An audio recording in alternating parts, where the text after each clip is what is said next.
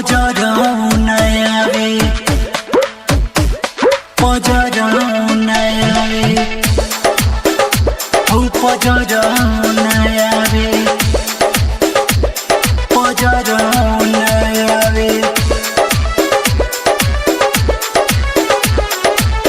चढ़ल फागुन देवरा रोज लसी आवे चढ़ल फागुन देवरा रोज लसी आवे पिया बकलू लगा पजरौन आवे पिया बकलू लगा पजरौन आवे पजरौन आवे हो पजरौन आवे पिया बकलू लगा पजरौन आवे पिया बकलू लगा पजरौन आवे पकड़ी के रंग दीवारा डाल पलगावे पकड़ी के रंग दीवारा डाल पलगावे पिया बकलू लगा पजरौन आवे पिया बकलू लगा पजरौन आवे पजरौन आवे पजरौन आवे।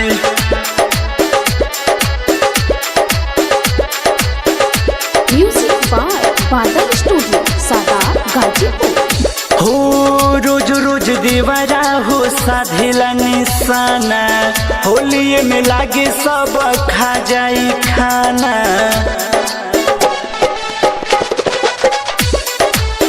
रोज रोज देवरा हो साधेला निशाना होलिये में लागे सब खा जाई खाना चुपचाप हम क्यों रोज फुसुलावे चुपचाप हम क्यों रोज फुसुलावे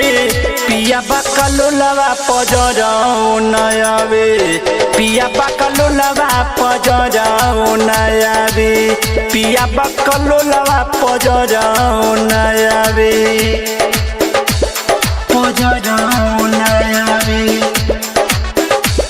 पजरौन आवे।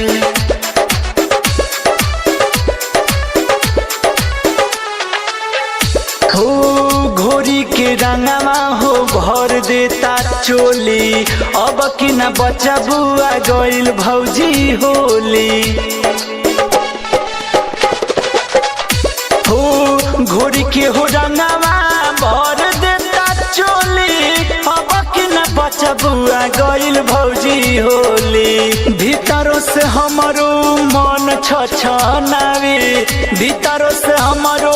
मन छछनावे पिया बकलू लगा पजरौन आवे पिया बकलू लगा पजरौन आवे पिया बकलू लगा पजरौन आवे पजरौन आवे पजरौन आवे।